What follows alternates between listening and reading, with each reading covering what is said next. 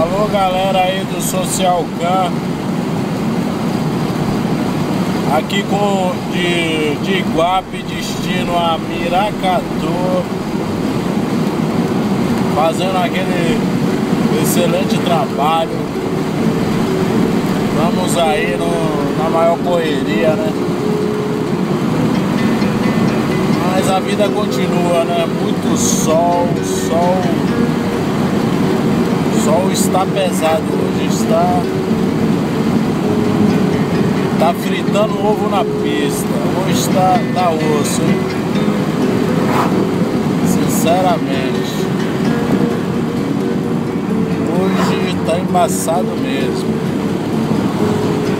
Mas estamos aí na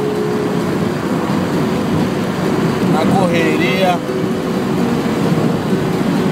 A vida continua, né? Carnaval já passou. Agora estamos aí. São João está vindo aí. Aparentemente tô querendo ir na Bahia, mas vamos ver o que Deus determina pra nós, né? Ou pra mim em si, né? Pretendo ir, né? 11 anos sem ir na Bahia. Muito tempo. Tem que ver os parentes. Então vamos fazer o de melhor, né? E é de melhor pra eu poder ir. Mas é assim mesmo. Não teria graça também se eu tivesse indo todos os anos, né?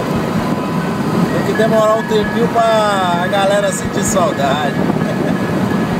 É isso aí, cara. Se não, já viu, né? Tem que trabalhar, correr atrás.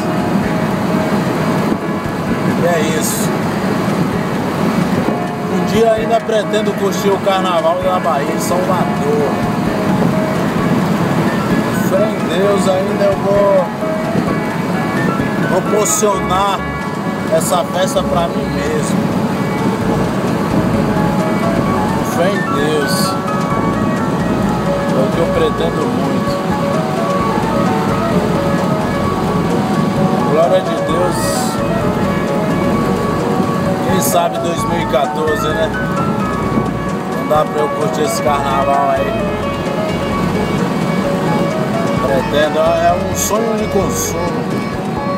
Faz parte de um sonho de consumo isso aí. Não é só não é simplesmente ir pro carnaval, mas um sonho de consumo.